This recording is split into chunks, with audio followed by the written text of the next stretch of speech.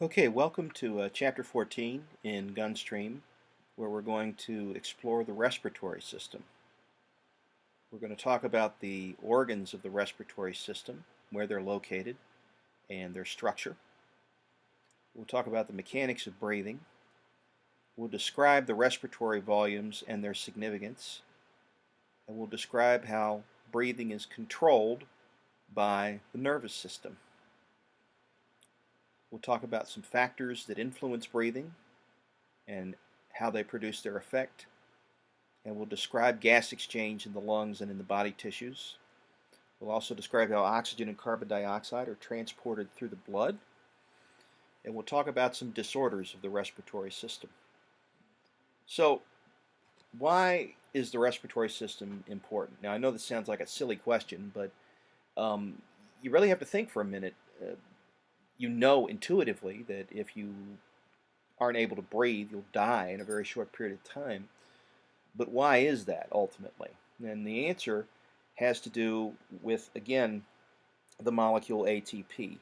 So if we revisit some material that we touched on earlier, talk about how cells generate energy, right? Cells generate energy by using glucose as a fuel source,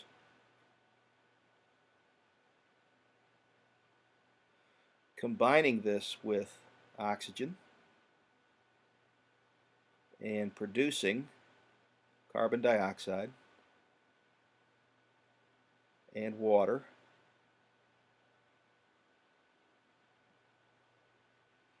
and a fair amount of heat, which is part of what any chemical reaction generates. And in addition, the most important thing is lots and lots of energy. In fact, 36 molecules of ATP are formed by the complete oxidation of glucose to carbon dioxide.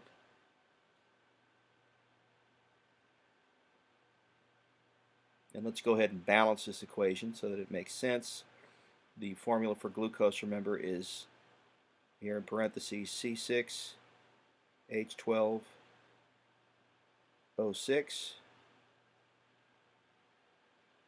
And so to balance this equation, we need to put a 6 here, and a 6 here, and a 6 here. And now we are obeying the law of conservation of matter, right? We have just as many atoms on the left side of the equation as we do on the right-hand side. Now, without oxygen, this number, 36 ATP, is reduced to a lousy 2 ATP per glucose molecule. Let's put that in. 2 ATP. Okay? And they say without oxygen. And that's not enough to run the body. Okay? That's too little energy. So this is why we need to breathe, ultimately. Your body cells require a constant supply of oxygen. We also have to remove the carbon dioxide that builds up as a result of this metabolic process. If the carbon dioxide is allowed to accumulate in the interstitial fluid and in the blood plasma, it'll change the pH. It'll cause it to drop to the point where you could cause proteins to denature, and you could perturb or change membrane potential, and that can end up killing the cell. Both the respiratory and the cardiovascular system perform this process every day for the body. Together, we actually call this the cardiopulmonary system. So if we, again, look here, let's go with red, and this is the cardiopulmonary system.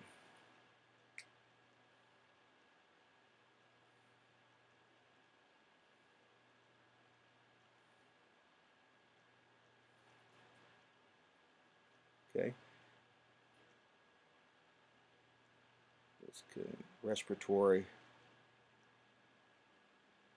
plus cardiovascular.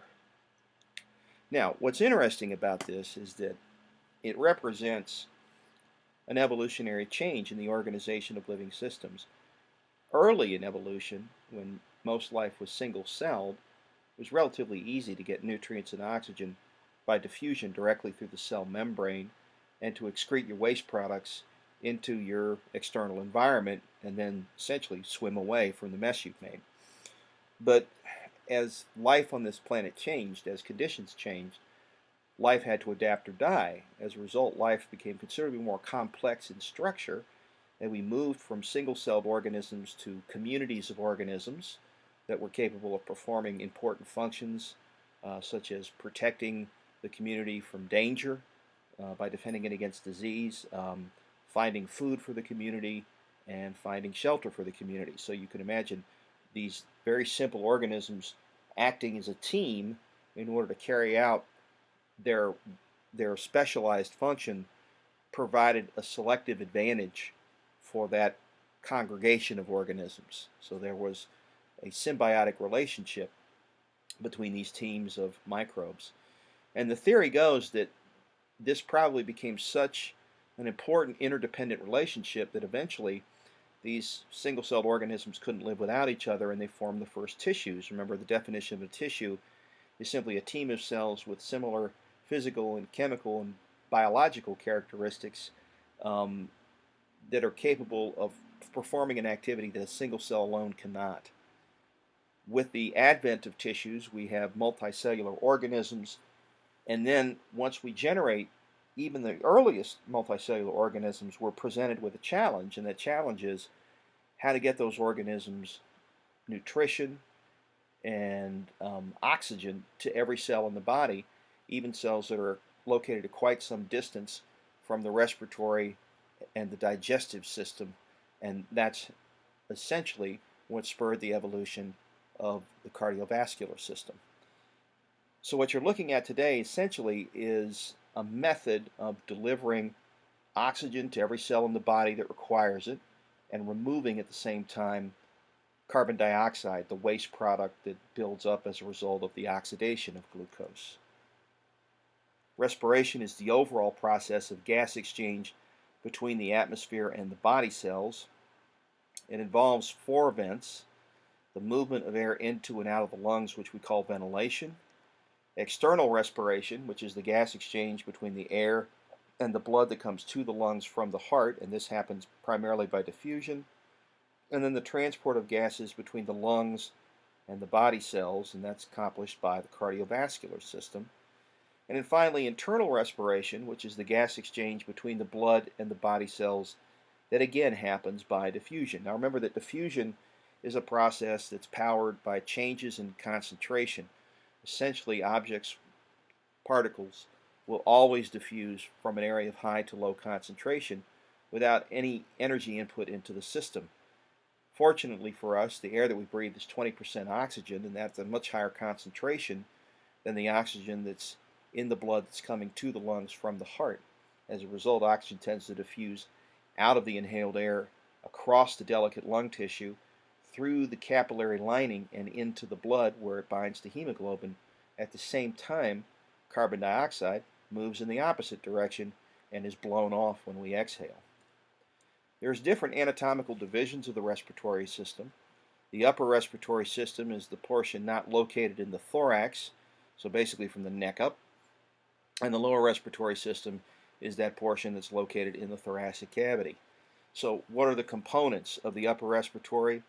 The nasal cavity, the oral cavity, the pharynx, the larynx, the trachea. Okay, and what makes up the lower respiratory?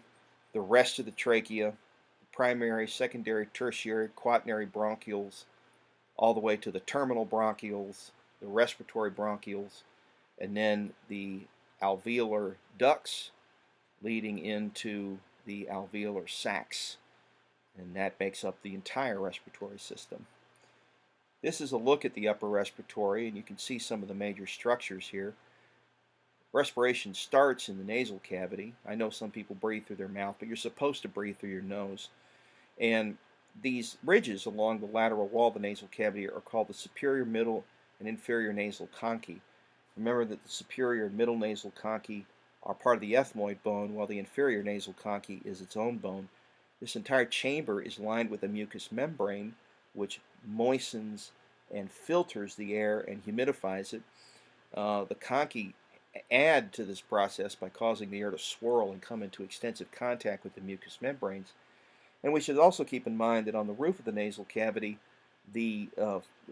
lies the ethmoid bone, and on top of it lies the first cranial nerve, the olfactory nerve, which provides our sense of smell. So there are essentially nerve cells that send extension cellular processes through the holes in the cribriform plate into the nasal cavity, and those processes have receptors on them that are capable of binding to molecules that are dissolved initially in the air that we breathe and then in the mucus that lines the cavity, and that's what produces our sense of smell. The air then moves from the nasal cavity into the nasal pharynx, the area of the throat right behind the nose, from there into the oropharynx, which is the area right behind the mouth, and then from there into the laryngopharynx, which is located right behind the larynx, also known as the voice box. From there, the air diverts down into the larynx, into the trachea. From there, we're going to head into the primary, then the secondary, then the tertiary bronchi.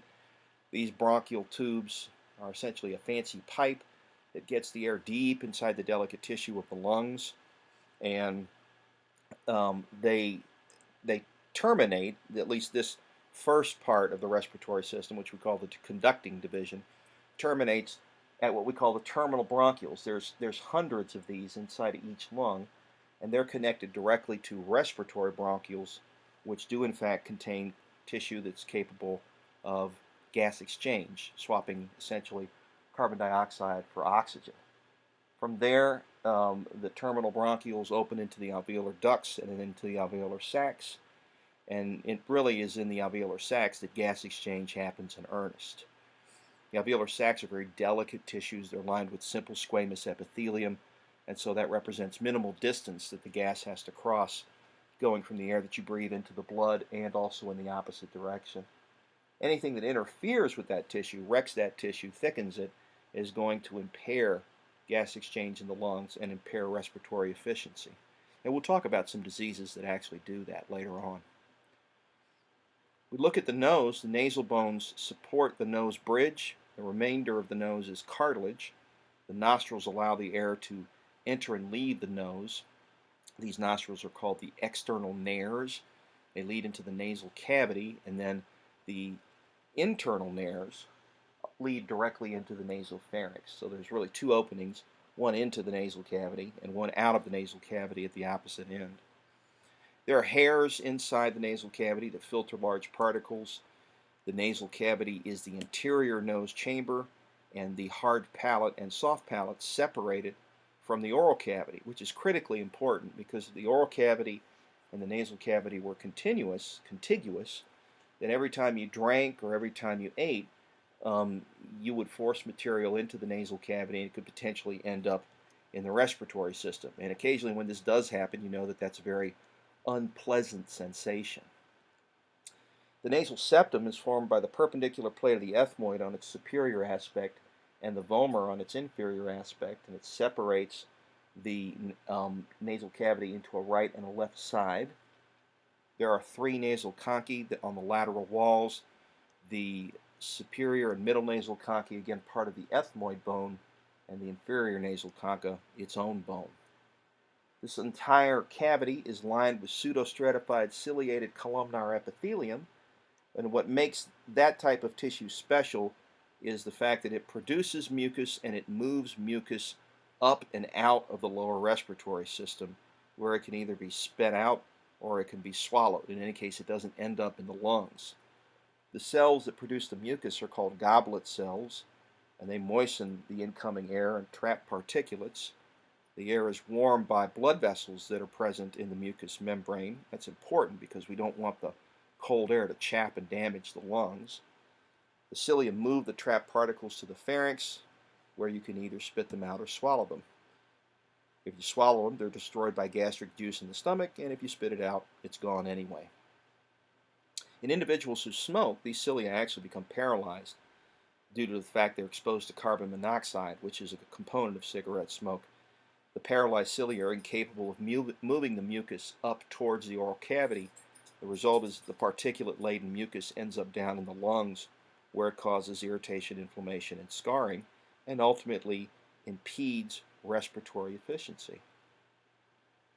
The paranasal sinuses are air-filled cavities in the bones that surround the nasal cavity. The purpose of those sinuses is for phonation, the ability to speak, at least have some volume to your speech. It also lightens the bones, okay? Very important. And you find them in the ethmoid, the frontal, the maxillary, and the sphenoid bones.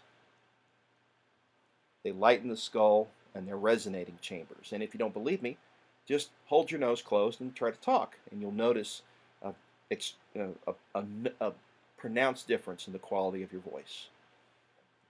They open into the nasal cavity, which is lined with ciliated mucous membranes, and this is one of the reasons why when you have a sinus infection or even a common cold, the pressure can often build up inside these paranasal sinuses, and it feels like your eyes are about to pop out of your orbits in your head. The chambers that actually are connected inside these paranasal sinuses, the nasal cavity, the connections are actually quite narrow and easily plugged. The pharynx, also known as the throat, is a passageway behind the nasal and oral cavities which extends to the larynx and the esophagus. It's got a muscular wall covered in a mucous membrane and has three parts: the nasal, the oro, and the laryngopharynx. Again, named for the anatomical structures that they are behind: the nasopharynx behind the nose, the oropharynx behind the mouth, and the laryngopharynx behind the larynx. There's a tube that connects your throat to your middle ear. It's called the eustachian tube, and it's there to equalize pressure on the medial and lateral side of the eardrum. It runs from the nasopharynx to the middle ear, and it's often a passageway for bacteria that can infect the middle ear, causing a condition known as otitis media, better known as earache. The problem with otitis media is the bacteria that are trapped in this chamber begin to produce gas and pressure, and the drum begins to distend, causing extreme pain. It's quite a miserable feeling.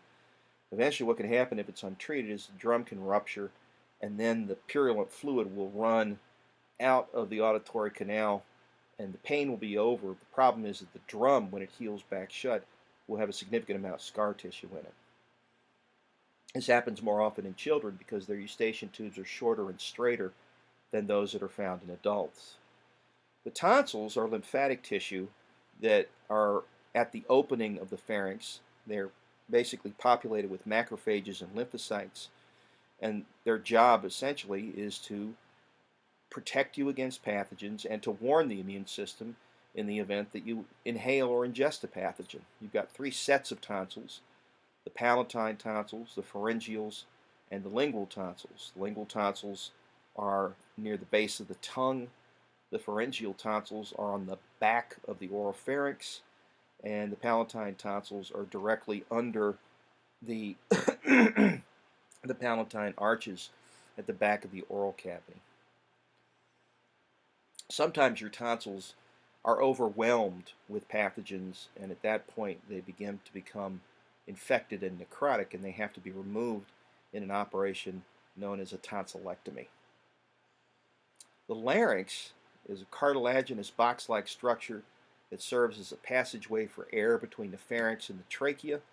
There's several cartilages that hold it open: the thyroid cartilage, which in men contains the Adam's apple, the chrysoid cartilage directly underneath it, which connects to the trachea, and the epiglottis, which is elastic cartilage that prevents food and water from entering the larynx, so it closes over the larynx when you swallow. You'll also notice that there is a bone on the anterior aspect, anterior view, and posterior view. That's the hyoid bone. It's an attachment point for neck and tongue muscles, and it's unique in that it doesn't articulate with any other bone in the body. This is a look down the larynx using a laryngeoscope. The vocal cords are folds of mucous membrane that relax when you breathe and contract and vibrate in order to produce speech. The glottis is the opening between the cords. So you can see here the glottis, the true vocal cords, and then what we call the vestibular folds, which are lateral to those cords. just again to orient you, this would be anterior, this would be posterior, and the epiglottis would close right over the top of this when you swallow. When you swallow, our goal is to prevent food from getting into the pharynx and instead direct it into the esophagus, which leads to the stomach. Muscles lift the larynx up, the epiglottis folds over the glottis, and the food gets directed into the esophagus. If food or drink gets into the larynx, it's very unpleasant. You'll cough and hack, and your eyes will tear. And eventually everything will be okay, but you don't want this to happen as a matter of routine. The trachea is a tube that extends from the larynx into the thoracic cavity and branches at the carina to form the two primary bronchi. The carina is just, you could think of the trachea as the stem of a capital Y. The bronchi are the branches of the Y, and so if we draw it, it looks like an upside down letter Y. So let's draw it here in black, where you've got the layout here looking like this, where up here would be the larynx here. This would be the trachea.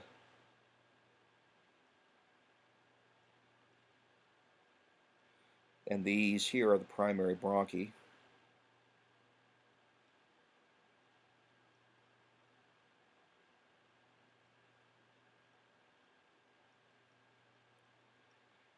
And they're going to lead to the lungs, ultimately. So we'll draw a lung here and a lung there.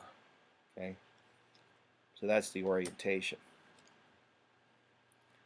It's held open by C-shaped cartilaginous rings made of hyaline cartilage that support the trachea. This holds the airway open when you breathe in and out so it doesn't collapse.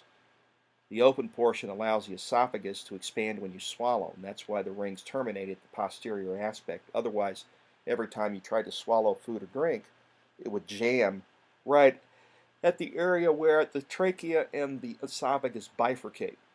Remember that the esophagus is posterior to the trach and runs initially through the mediastinum and eventually pierces the diaphragm at an area called the esophageal hiatus and then enters the stomach, which is right below the diaphragm. The trachea is lined by ciliated mucous membrane, which traps particles.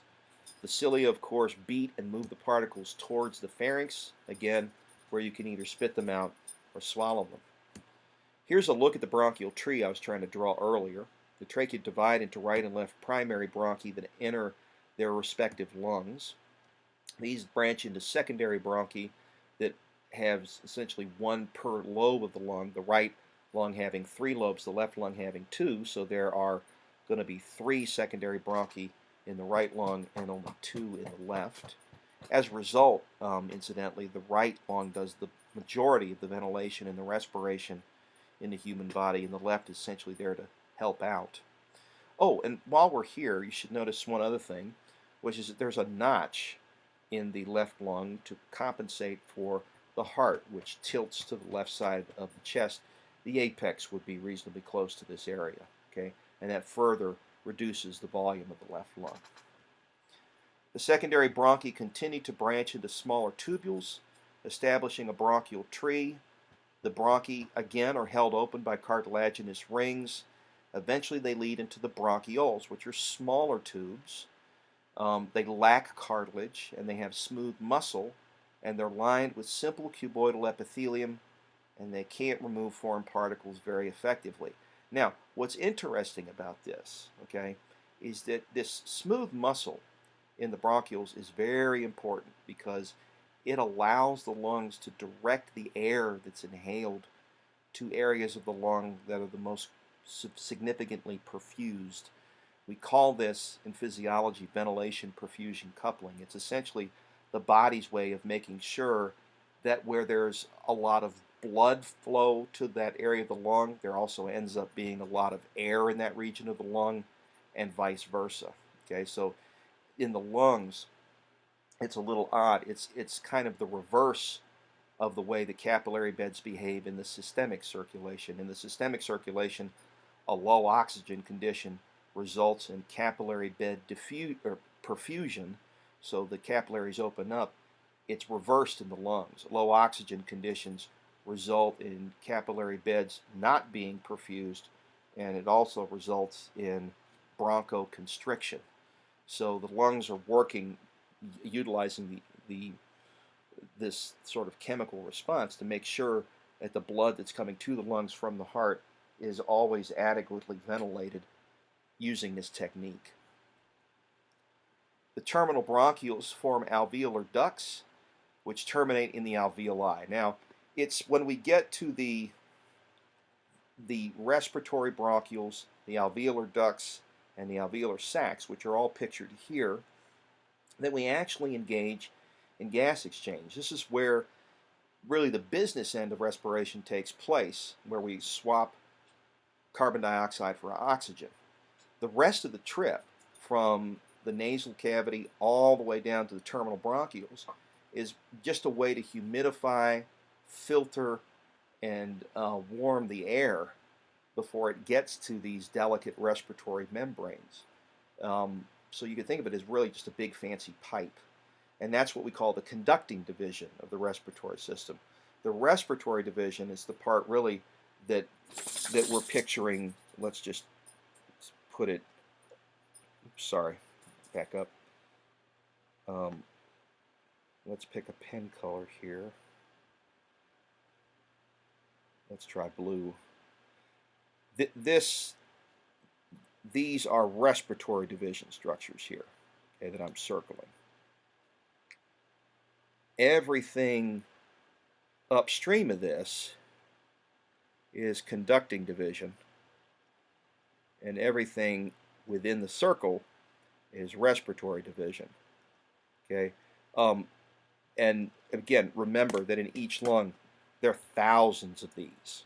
Okay, thousands of these alveolar ducts and alveolar sacs, and you can see that on their superficial aspect, you've got a lot of capillaries running right on the other side of these alveolar sacs. The capillaries and the alveolar sacs and the intervening extracellular space is what we call the respiratory membrane, and in normal lungs it's very, very thin and adapted perfectly for gas exchange.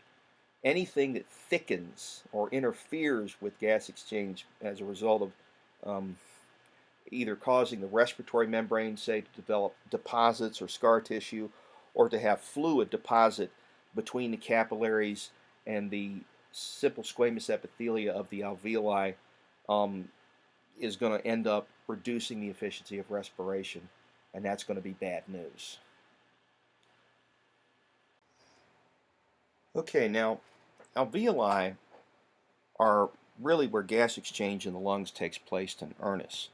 It's about 300 million per lung, and they make up quite a bit of surface area, 75 square meters, holding about 6 liters of air on total, and this is where we swap oxygen for carbon dioxide. They're filled with a fluid called surfactant that allows diffusion to proceed more easily.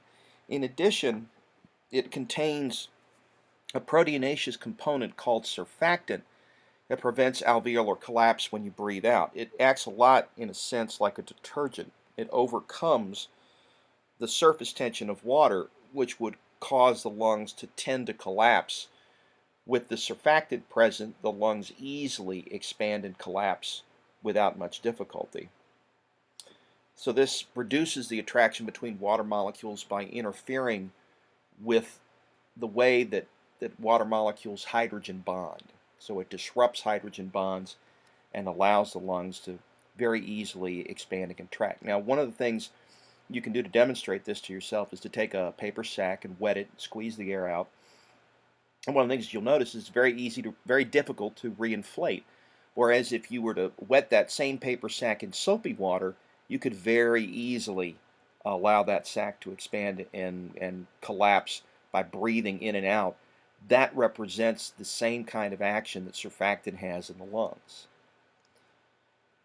The lungs are cone-shaped organs separated by the heart and the mediastinum, so the pericardial chamber and the mediastinum lie between the pleural cavities, which is where the lungs lie.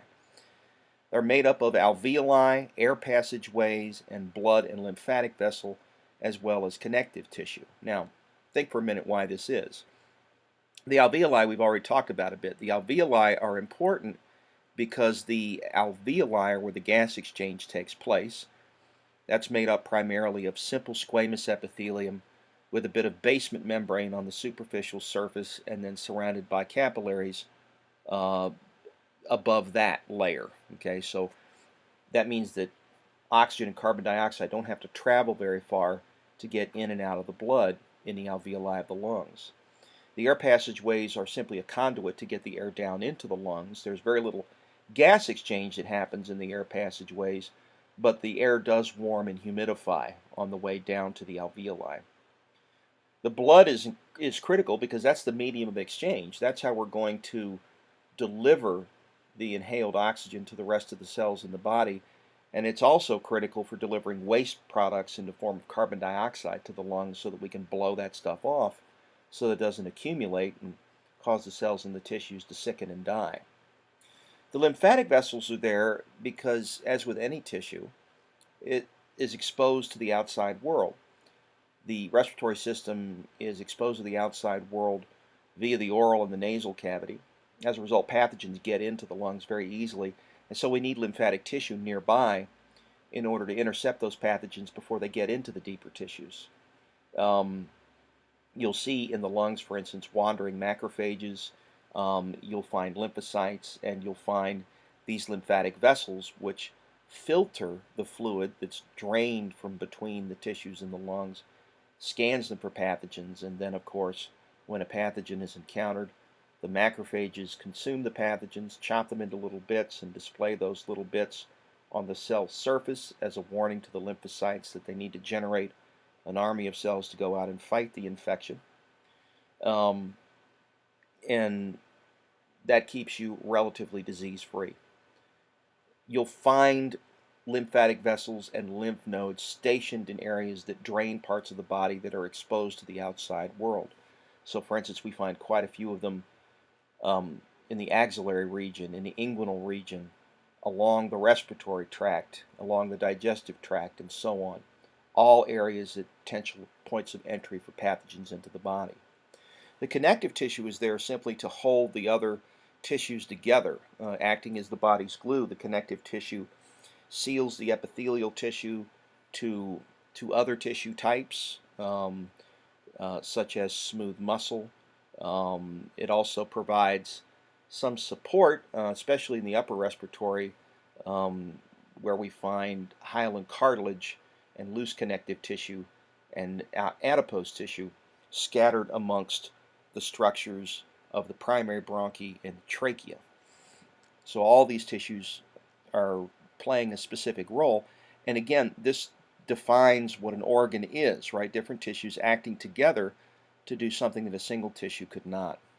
The lungs are divided into lobes. The left lung has 2 lobes while the right has 3. As a result, the right lung does the majority of respiration for us when we breathe. The lobes are supplied by a secondary bronchus, so there's 3 to the right lung and 2 secondary bronchi to the left lung. And they're surrounded by serous membranes that secrete a slippery fluid that allow the lungs to expand and contract without irritating and inflaming themselves. The visceral pleura actually attach to the lung surface, while the parietal pleura lines the pleural cavity, and between them is the pleural fluid that lubricates the lungs, the outside surface of the lungs, as they expand and contract when you breathe. The pleural cavity is the potential space between the 2 pleurae, and it's filled with serous fluid in order to reduce friction, and it also helps keep the pleura pressed together. When you breathe, one of the things that you're going to find out is that this is sort of critical to bringing air into the lungs, is the ability of the lung tissue to cling to the walls of the pleural cavity as the pleural cavity expands when you inhale. And that's brought about, again, by the action of muscles such as the diaphragm, the pec major and minor, the intercostals, and the sternocleidomastoid, all acting to expand the rib cage. When you inhale, the lungs cling to the pleural cavity as they do that, and that creates a vacuum outside the lungs, which creates a vacuum inside the lungs as they cling to the pleural cavity, and that's what helps bring the air in as long as your nose or your mouth are open. So breathing is a process that exchanges air between the atmosphere and the alveoli. The air again moves along a pressure gradient, always from regions of high to low pressure. There are three important breathing pressures we need to understand and define. Atmospheric pressure, which is 760 millimeters of mercury. This is the air pressure surrounding the Earth.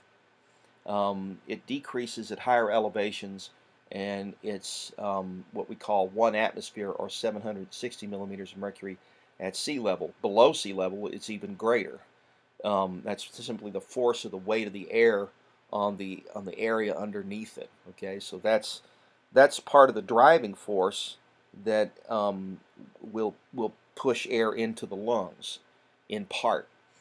You might well wonder what we mean by 760 millimeters of mercury as a way to measure pressure. What is pressure? Pressure is the force exerted by a gas or a liquid on the walls of its container, and we measure it using a device called a barometer. So I'll draw a barometer for you. Barometer looks like this. It's a U-tube that's closed at one end and open at the other end, so it's open to atmospheric pressure at one end.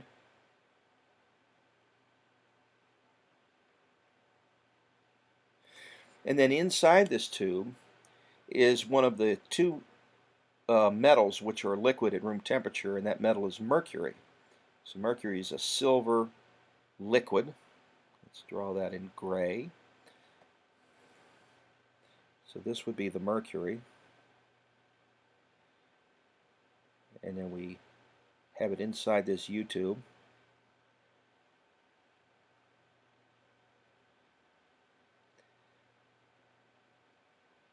And then we have the meniscus, which is where the liquid meets the air on both sides. So the way a barometer works is that the air pressure pushes down on the mercury. Let's do this in red here. So this would be air pressure. Pushes down on the mercury in the open end of the tube, and it causes the mercury to rise in the closed end of the tube.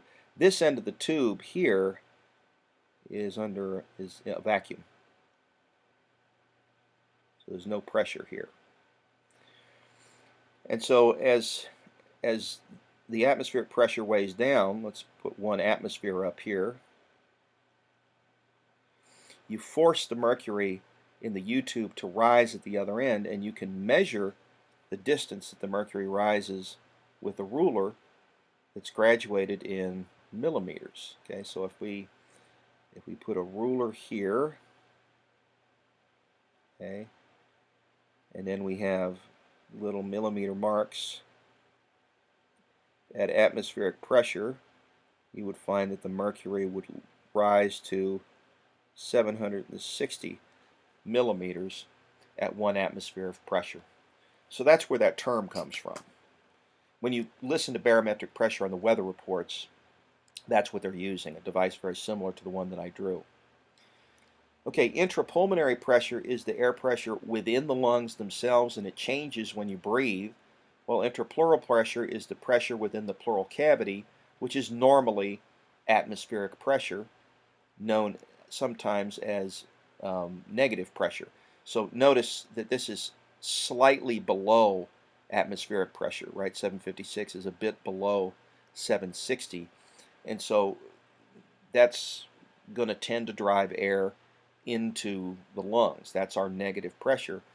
It keeps the lungs pressed against the thorax when you breathe.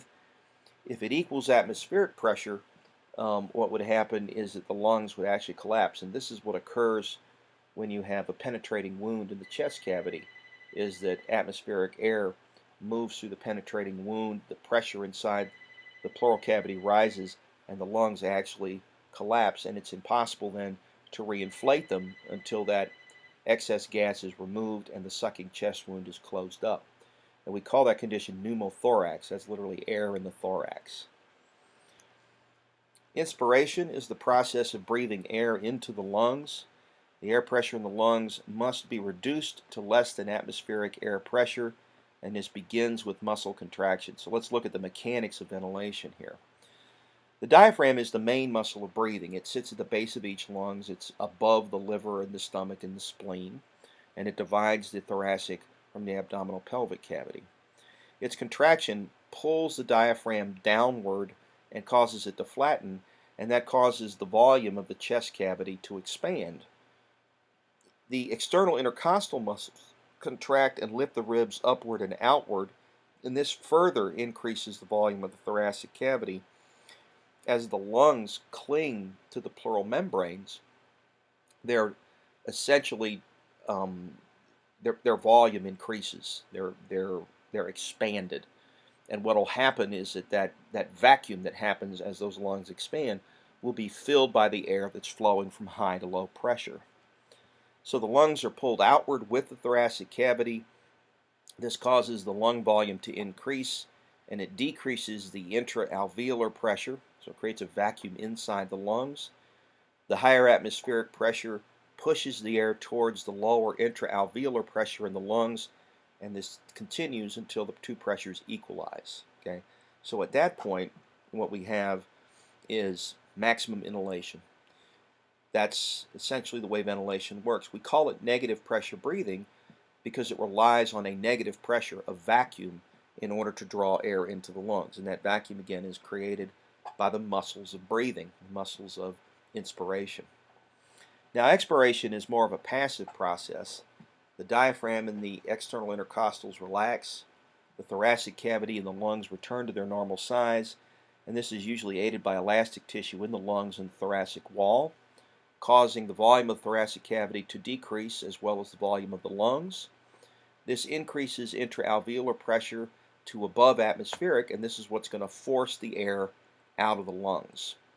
The high intra-alveolar pressure drives the air out of the lungs, and it continues until the pressures in and outside the lungs are equal. So it continues until atmospheric pressure is reached. As we exhale, one of the things we have to appreciate is that we're getting rid of waste gas, carbon dioxide, which is an oxidation product of glucose. It's essentially the energy poor end product of metabolism. Metabolism, in this case, describing the reactions that steal energy from the glucose molecule and hand it over to ATP, which the cell can use to do work. And then what's left for the carbon atoms is a low energy state, a state where there are no carbon-hydrogen bonds containing biologically relevant energy. And so we have to pitch that waste gas. It can't accumulate inside the plasma or the interstitial fluid extensively, because it'll have a tendency to change the body's pH. It'll cause the body's pH to drop. So this is very important that we understand that the respiratory system plays a major role, not just in getting oxygen into the blood, but also eliminating carbon dioxide and regulating the body's pH. Forceful expiration is a contraction of the internal intercostal muscles. It pulls the ribs down and inward. Contraction of the abdominal muscles forces the abdominal viscera and lungs upward, and that further reduces the volume of the pleural cavity and the volume thus of the lungs. This increases the air pressure in the lungs and causes more pressure to blow out. We call this the Valsalva maneuver, okay, because it involves the powerful abdominal muscles pushing on the abdominal pelvic viscera in order to drive more air out of the lungs when you forcefully expire. It's also used in actions such as urination, childbirth, and defecation. Okay, respiratory volumes. Average adult has about 12 to 15 quiet breathing cycles per minute. A cycle is defined as an inspiration and an expiration together. The volume of air inhaled during quiet or forceful breathing cycles will vary as a result of differences in the size of the individual's age, their sex, and their physical condition.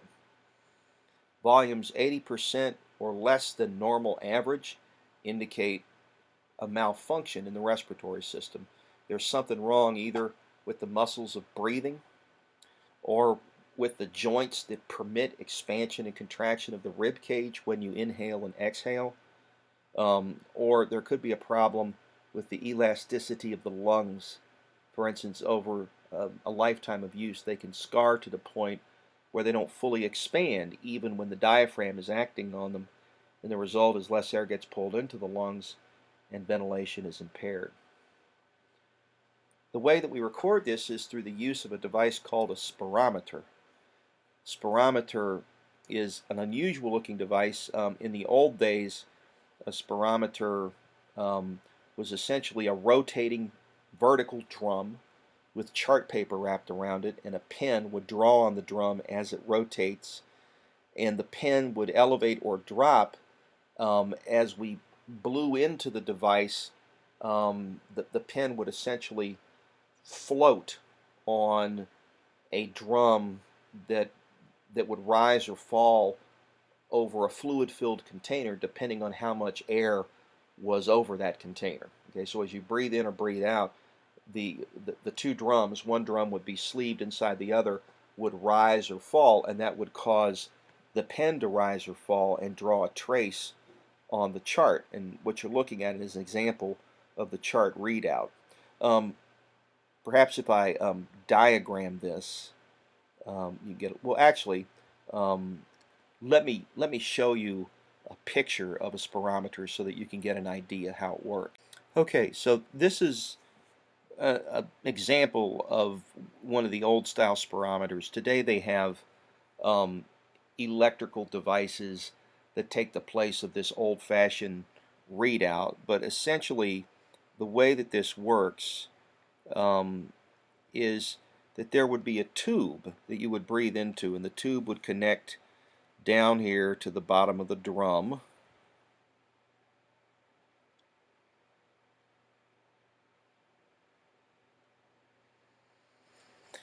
And this would be you. We'll draw you like a little Pac-Man here. And you would blow into this tube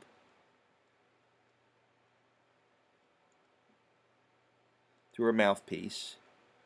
So the air would go in this direction. Exhaled air.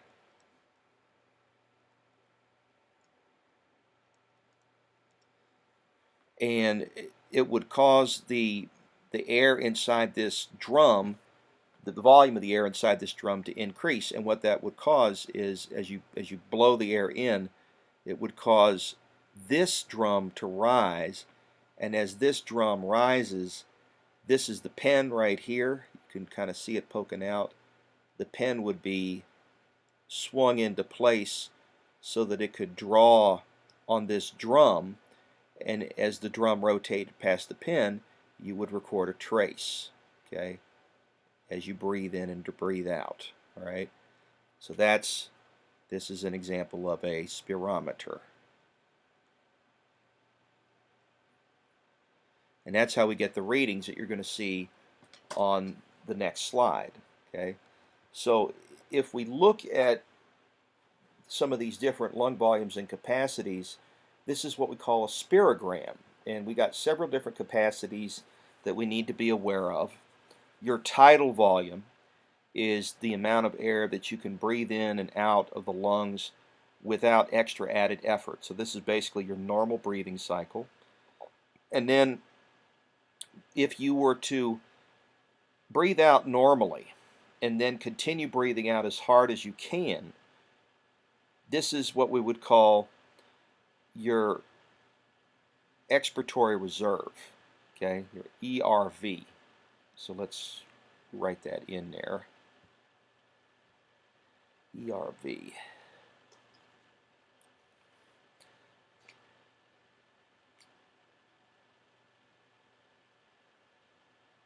Okay, and it's indicated by this trace here, right?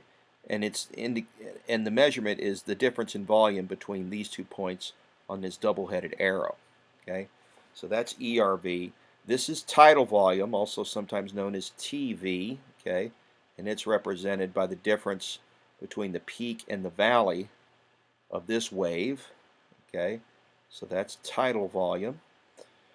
And then if you were to breathe in normally and then continue breathing in as hard as you can, this would be your inspiratory reserve volume.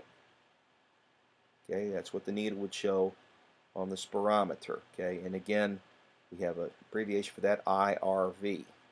Okay.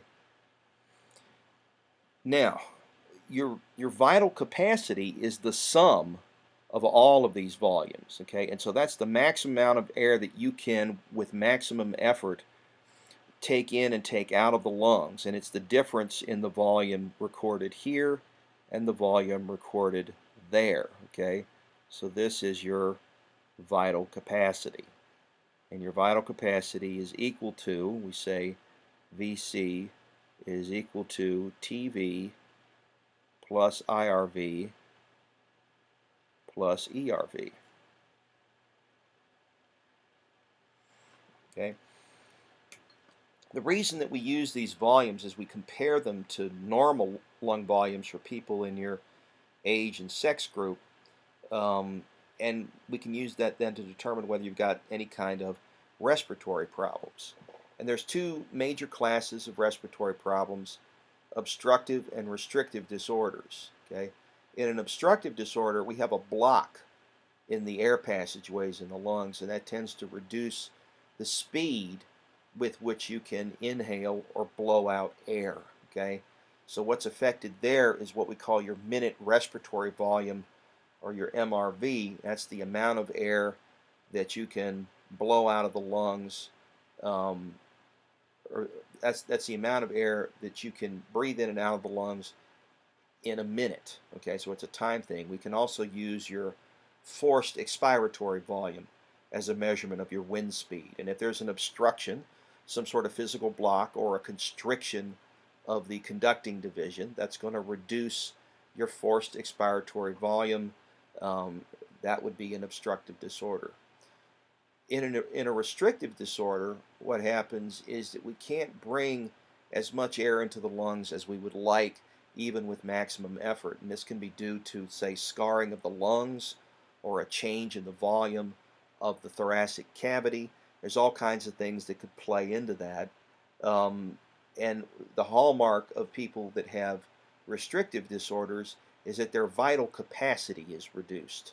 So they can't move as much air in and out of the lungs because of this physical phenomena that restricts the ability of the lungs to hold as much air as a healthy lung would. There's a variety of diseases that are either one or the other or both. An example of a condition that's purely an obstructive disorder would be something like asthma. Okay, in asthma, during an attack, what happens is the upper airways occlude with mucus.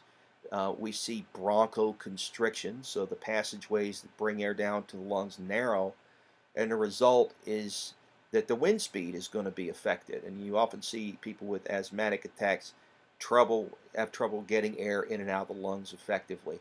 This is why they generally carry inhalers with them that contain either bronchodilators or anti-inflammatories.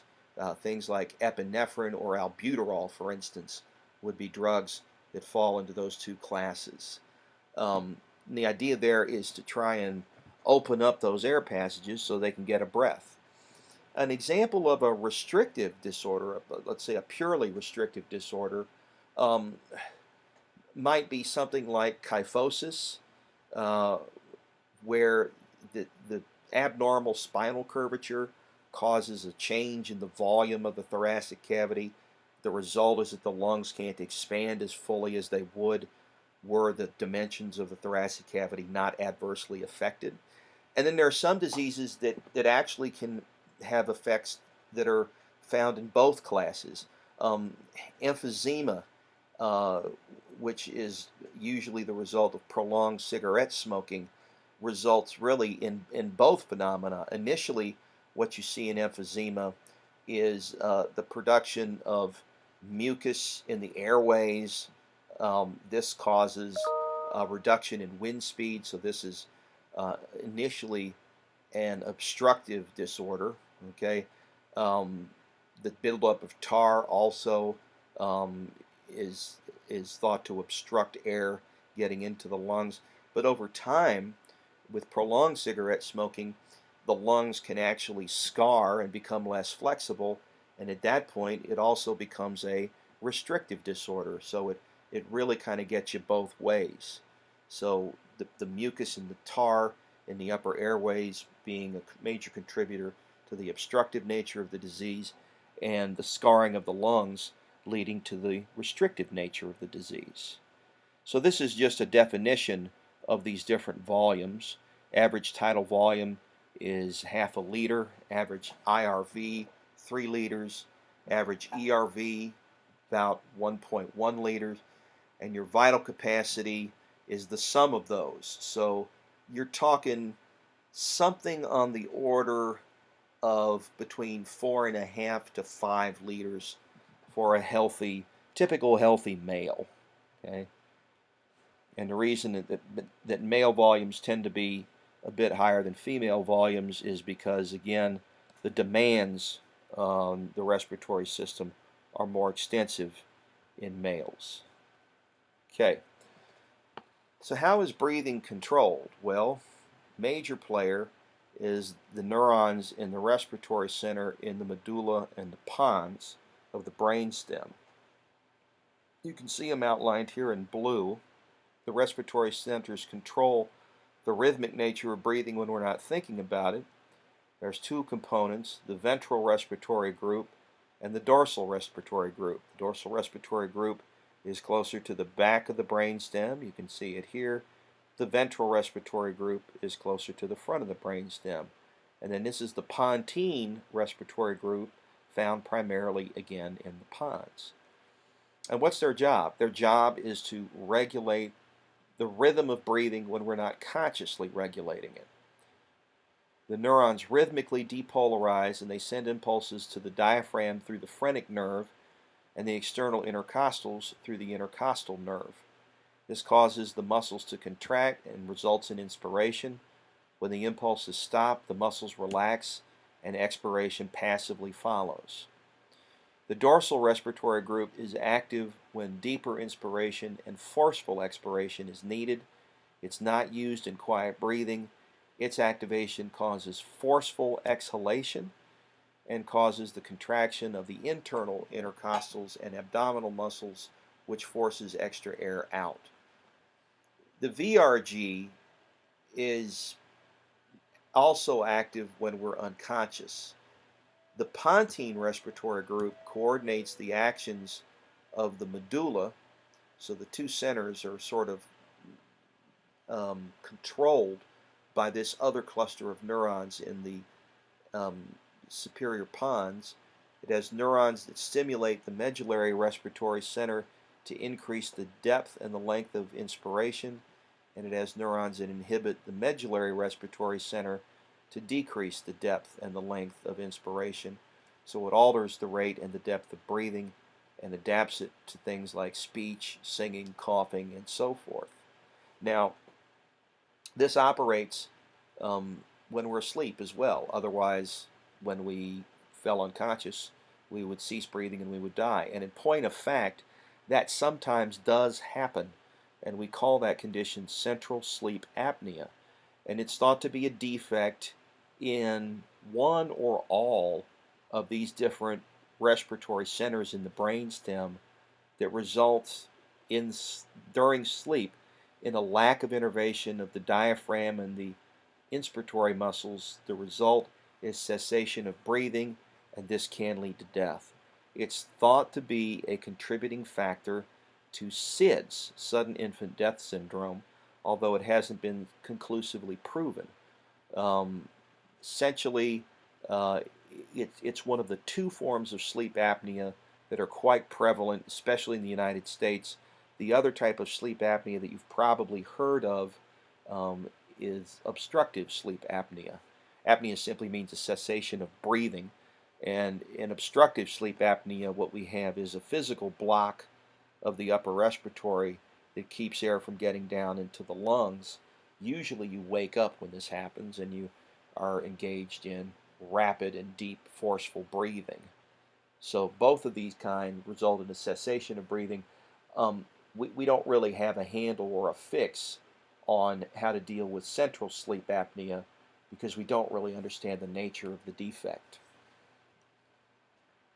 Okay, the major chemicals that influence the rate and depth of breathing are carbon dioxide, protons, and oxygen. Now, when we look at carbon dioxide and protons, we're really looking at two ends of the same chemical phenomenon in the respiratory system. And the reason for that is a very important chemical equation that we need to keep in mind when we're talking about um, uh, inspiration and expiration. Essentially, when water combines with carbon dioxide, it forms carbonic acid in a reversible reaction, H2CO3, and that in turn can dissociate into protons and bicarbonate anion, HCO3 minus. So what happens with any equilibrium setup is that when you put a stress on one end of the equilibrium reaction, you're going to cause a response at the other end of the equilibrium reaction. So for instance, if we were to add carbon dioxide to this system, what would happen is that we would accelerate the formation of carbonic acid, which would accelerate the formation of protons and bicarbonate. Okay? By the same token, if we were to remove carbon dioxide from this system, okay, away goes the CO2, what would happen is that we would consume more protons and bicarbonate anion, form more carbonic acid, and in turn that would dissociate to form more carbon dioxide and water to fill the gap left by the vanishing CO2. So basically, whatever stress you put on an equilibrium relationship, the equilibrium will always adjust to maintain the ratios as a constant ratio despite the stress that's being applied to the reaction. So if you put more stuff in here, you're going to make more stuff at the other end. If you put more stuff at the other end, you're going to make more stuff here. If you remove stuff here, you're going to remove stuff from the other end, and so on. This is a chemical principle that's called Le Chatelier's principle.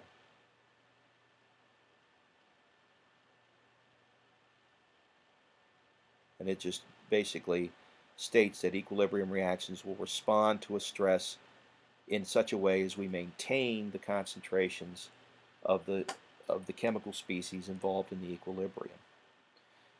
So when we talk about carbon dioxide and protons, we're really talking about two ends of the same chemical coin. If carbon dioxide begins to build up in the tissues and in the plasma, that's going to result in the formation of more carbonic acid, resulting in the production of more protons, resulting in the drop in pH of those fluids. Okay? If we remove carbon dioxide from the interstitial fluid and from the plasma, we're going to cause a consumption of protons to happen. That'll cause the pH to rise in order, again, to maintain the ratio of these species that are in equilibrium. So when we talk about these two things, they're really the same thing, in a sense.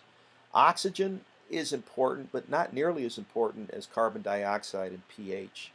The chemoreceptors that detect these changes are in the respiratory center, in the carotid bodies in the neck, and then the aortic bodies in the aorta, the major artery that comes right off the left ventricle of the heart. So an increase in carbon dioxide or in proton concentration is going to increase the rate and depth of breathing in order to blow off more carbon dioxide and bring the pH back up to normal.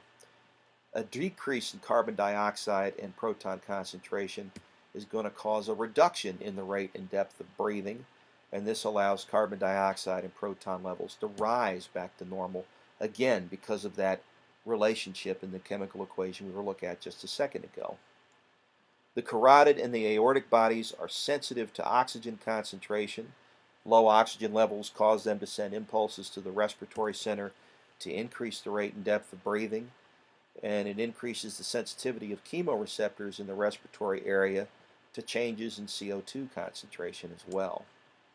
Oxygen levels have little effect on normal breathing unless oxygen levels get very, very low. Okay, so really the major player here is CO2.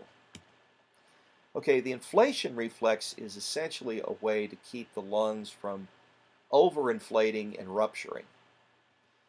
The visceral pleura have stretch receptors in their walls, and inspiration stretches those pleura.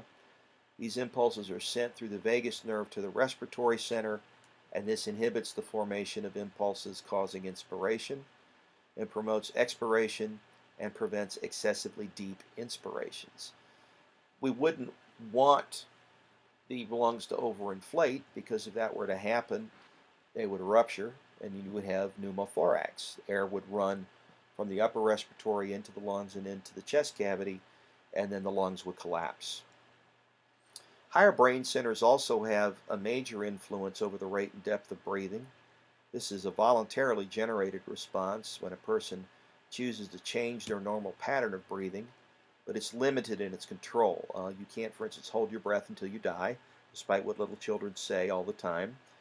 Involuntary impulses are the result of emotional experience and pain that can change the breathing rate. Examples including fear and excitement. Sudden emotional experience or sharp pain or sudden cold can cause a cessation of breathing, so can trigger apnea. Body temperature plays a role as well. An increase in body temperature causes an increase in the rate and depth of breathing, while a decrease in temperature has the reverse effect. Okay, external respiration is defined as gas exchange between the air in the alveoli and the blood in the capillaries. And what you're looking at here is diffusion from an area of high to low concentration through the respiratory membrane. The respiratory membrane is this area here in the alveolus that's made up of the simple squamous epithelia of the alveoli, the basement membrane, and the capillary endothelial cells. So oxygen and carbon dioxide don't really have very far to go, just a little over 2 cell thicknesses to get into or out of the blood. So the way this operates is that you have to remember that the blood that's coming to the lungs from the heart has a higher carbon dioxide concentration than the air that you normally breathe. The result is that CO2 will diffuse out of the blood and into the exhaled air. By the same token, the air that you breathe is 20% oxygen, which is considerably higher than the oxygen concentration in the blood that's coming to the lungs from the heart. The result is that oxygen tends to diffuse from the alveolar air and into the capillaries and ultimately into the red blood cells and binds to the hemoglobin, and is carried then from there back to the heart, which then pumps it to the entire body. Anything that thickens this is going to interfere with gas exchange. If fluid were to accumulate within the respiratory membrane, or if scar tissue were to accumulate either in the blood vessels or the alveoli or both, or if we were to coat the alveoli with something like mucus, okay, or tar, we would impede gas exchange as well. And there are diseases in which all or a combination of those things happens. So the mechanism is that the blood entering the alveolar capillaries is oxygen poor and carbon dioxide rich. The alveolar air has a higher oxygen concentration and a lower carbon dioxide concentration than in the capillary blood that's coming to the lungs from the heart. As a result, oxygen moves from the air into the blood, and carbon dioxide moves from the blood into the air. And the result then is that the blood that is drained from the lungs is going to have a high oxygen content and will return to the heart, entering the left atrium, from there into the left ventricle, and from there ultimately into the aorta, and then to the entire body. The blood leaving the alveolar capillaries, as we stated, has these gas concentrations. Now, what we've accomplished is two things by this. We've provided oxygen to the blood supply that the cells are going to require in order to make ample ATP to provide energy for life processes, and at the same time, we've removed a significant amount of carbon dioxide, which, were it to continue to accumulate in the plasma and in the tissue fluid, would reduce the pH to the point where the cells might not be able to function. Proteins would denature, membrane potential would be perturbed, and the result would be cell death. Internal respiration is the gas exchange that occurs between the blood in the capillaries and the tissue cells, and involves diffusion across capillary walls. Blood entering the tissues is oxygen rich and carbon dioxide poor. The tissues have a low oxygen concentration because they're constantly consuming oxygen as they oxidize fuel molecules, and they have a higher concentration of carbon dioxide because that's one of the end products of metabolism. The oxygen moves from the blood into the tissues while the carbon dioxide moves in the opposite direction. As a result, the blood leaving the tissues is going to be oxygen poor and carbon dioxide rich. It will change color from a bright to a dark red, which appears blue through the light colored walls of the systemic veins. Red blood cells are important in the transport of oxygen and carbon dioxide. Oxygen transport in alveolar capillaries is 90%, 97% of the oxygen enters the red blood cell and complexes with it to form oxyhemoglobin by binding to the four heme groups that are held by the hemoglobin protein.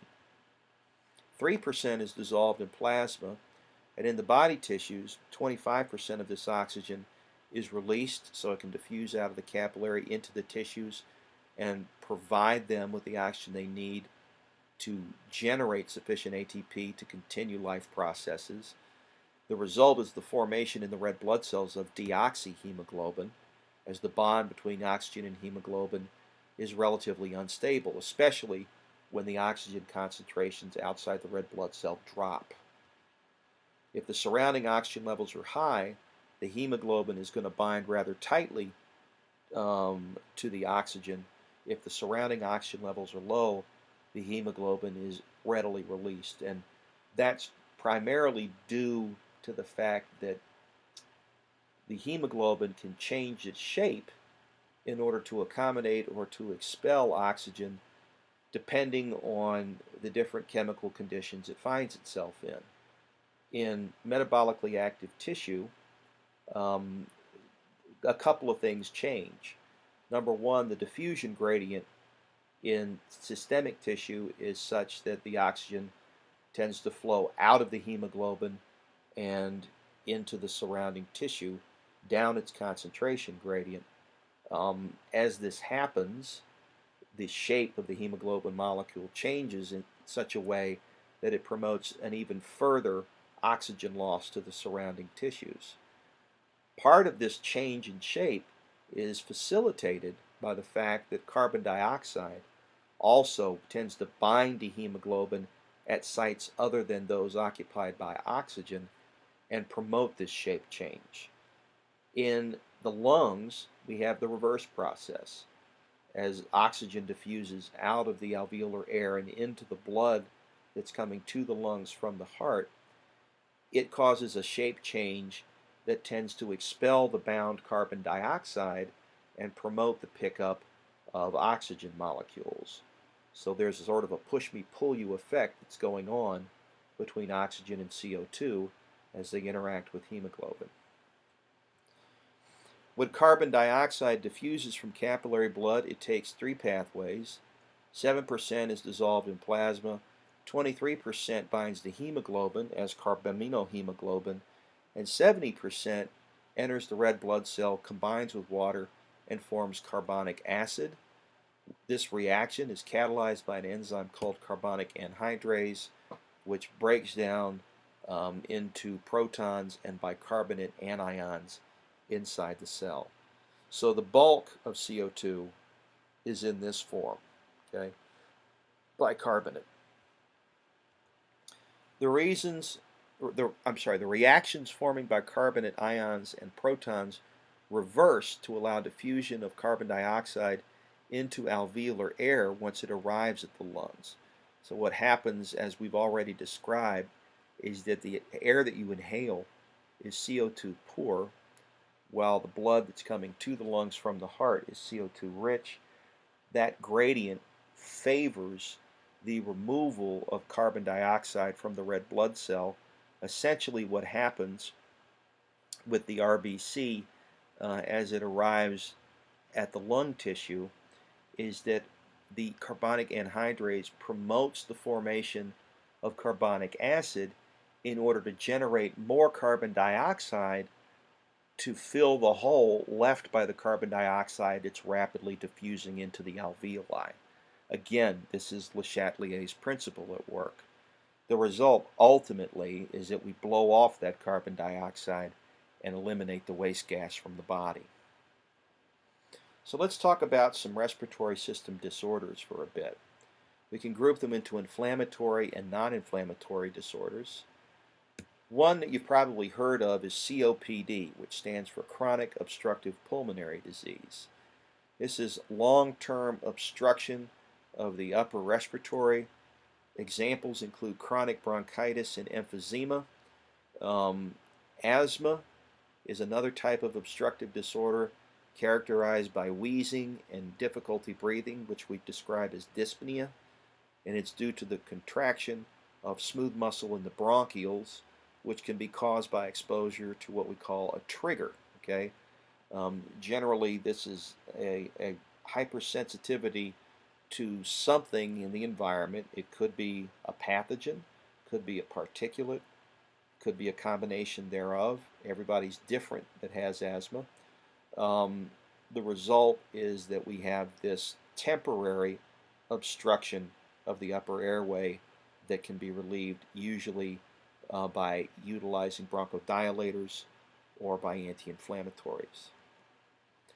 Bronchitis is an inflammation of the bronchi accompanied by excessive mucus production, primarily obstructing airflow. Acute bronchitis can result from viral or bacterial infection, while chronic bronchitis is often the purview of smokers and asthmatics. Emphysema is due to long-term exposure to airborne irritants. We find large spaces that form when the alveoli rupture. The air is blocked in the alveoli because of excessive mucus production, and we should also point out that, especially in cigarette smoking, the buildup of tar also impedes gas exchange, and ultimately all of this promotes scarring of the lung tissue. This reduces respiratory surface area and it impairs gas exchange. And so emphysema is one of those that we really can kind of group as both, well, initially an obstructive disorder, but after a time a restrictive disorder as well. Inflammatory disorders are characterized by a reduction in expiratory reserve volume, and increased respiratory volume generally results. Exhaling requires more effort. It's uncommon except in long-term smokers. There's no cure, but it can be prevented by cessation of exposure to the irritant. In the smoking case, you have to stop smoking. Okay, viral infections. You can get respiratory infections, common cold, involves generally rhinitis, laryngitis, sinusitis, causes mucus production, sneezing, and congestion, and this can serve as an obstructive disorder in the short term. Flu is caused by a virus. The symptoms include fever, chills, headache, and muscle ache. True flu viruses don't infect the digestive system, so when you hear people talk about stomach flu, what they're actually talking about is essentially lower GI infection. Okay, so that's something that we have assigned an inaccurate description. We call that a misnomer. Laryngitis is an inflammation of the throat and of the larynx. It thickens the vocal cords, it deepens the voice. It's caused by viruses and bacteria. Pleurisy is an inflammation of the pleural membranes that surround, lubricate, and protect the lungs. It can have two effects. It can decrease serous fluid production, causing pain when breathing, and it can increase fluid production, causing an increase in pressure on the lungs and impairs their expansion. So here we have an example of an inflammatory disorder that is restrictive in nature. Okay? Pneumonia is an acute inflammation of the alveoli caused by viral or bacterial infection. The alveoli fill with fluid, pathogens, and white cells. This reduces gas exchange area and results in low blood oxygen levels. Rhinitis is an inflammation of the mucous membranes in the nasal cavity. The main symptom is increased mucus secretion. Causes can be viral, bacterial, or can be the result of exposure to allergens. Sinusitis is an inflammation of the paranasal sinuses. Symptoms include increased mucus secretion and pressure in the sinuses. It can be the result, again, of viral, bacterial, or allergic reactions. TB is an inflammation caused by the bacteria Mycobacterium tuberculosis. It's transmitted by inhaling bacterial spores, which are kind of like bacterial seeds in a sense. And it destroys lung tissue and replaces it with scar tissue. So what we have here again is something that starts out initially as a restrictive disorder, but can lead to, or initially an obstructive disorder, but it can lead to a restrictive disorder. The lungs' elasticity is compromised, gas exchange is compromised, and medical therapies are available, such as oxygen. Okay, lung cancer is due to exposure to carcinogens. Examples include cigarette smoke, industrial effluents. There's any variety of irritants that are potentially carcinogenic. It metastasizes rapidly and spreads quickly to other body areas using either the lymphatic or the circulatory system as a highway to other parts of the body, setting up then secondary tumors that essentially kill the patient if untreated by removing oxygen and nutrients from the blood to nourish the growing metastatic tissue at the expense of normal body tissue. The treatments include surgery and anti-cancer therapy such as chemo and radiation, with varying degrees of effectiveness. Pulmonary edema is an accumulation of fluid in the lungs due to excessive fluid passing from the blood into the alveoli. Symptoms include labored breathing and a feeling of suffocation. The treatments include oxygen therapy, the use of diuretics, and mechanical ventilation. An example of when this happens, this pleural effusion, pulmonary edema, is when we have asynchronous beating of the heart. If the left side of the heart slows its rate of blood ejection compared to the right side of the heart, this will result in a backup of pressure in the pulmonary circuit, causing fluid to leak into the lungs and to accumulate within the respiratory membranes, and the result will be pulmonary edema. Okay, non-inflammatory disorders. A pulmonary embolism is a traveling clot that lodges in a capillary bed that supplies the lungs. It prevents blood from reaching that portion of the lungs. As a result, no gas exchange is possible in that area. A massive embolism can cause cardiac arrest as the heart attempts to pump blood through an occluded passageway. Respiratory distress syndrome is a disease of newborn infants that don't make sufficient surfactant in the lungs. The result is that the lungs tend to collapse. We generally intervene by providing artificial surfactant until the lungs are capable of manufacturing it on their own. This usually causes about 20,000 infant deaths annually. And again, it's the purview of a respiratory system that really isn't ready for exposure to the outside environment yet. Okay, stay tuned for some information on the respiratory system. And again, make sure to review this material and to do your weekly lesson activities, as this will be covered on the exams and the homework. So I'll see everybody in the next podcast. Thanks for joining. Whether you're racing in a triathlon or doing something less strenuous, you need to breathe in oxygen to help you get energy.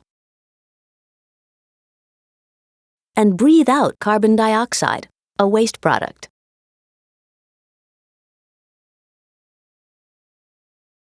When you inhale, your diaphragm and rib muscles contract, increasing the volume of your lungs. When you exhale, these muscles relax, decreasing the volume of the lungs. When the lungs expand, air pressure in the lungs drops, causing air to flow into the lungs.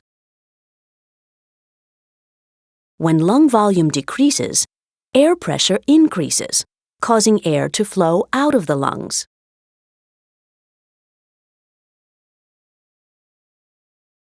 Air enters the nose or mouth, moves down the trachea, and goes into the two bronchi.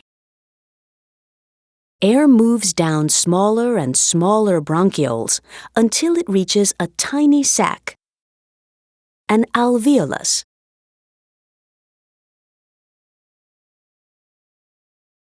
Each alveolus is surrounded by capillaries.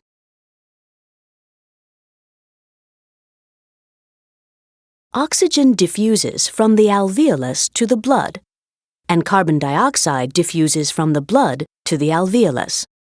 As blood flows through the capillary, it becomes rich in oxygen.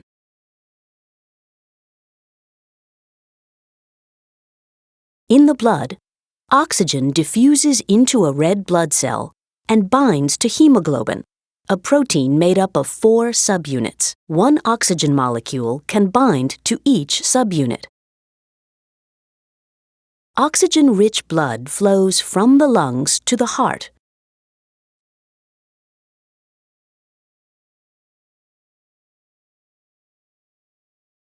Which pumps this blood to capillaries all over the body.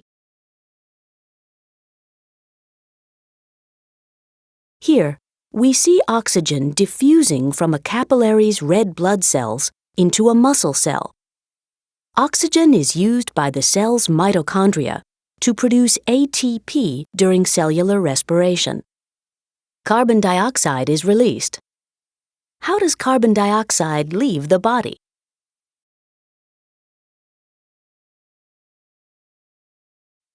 Carbon dioxide diffuses from cells into capillaries. Some carbon dioxide stays in the plasma, the liquid part of the blood. Most carbon dioxide, however, enters red blood cells. Some carbon dioxide binds to hemoglobin. The rest is converted to bicarbonate, which diffuses into the plasma. This oxygen-poor blood flows back to the heart, which pumps it to the lungs. There, carbon dioxide diffuses from the plasma into the alveolus. Bicarbonate enters red blood cells and is converted back to carbon dioxide. Carbon dioxide is also released from hemoglobin. Carbon dioxide diffuses out of the red blood cells, into the plasma, and into the alveolus. When you exhale, air flows out of your lungs. And that's how you release carbon dioxide, get oxygen, and keep on running.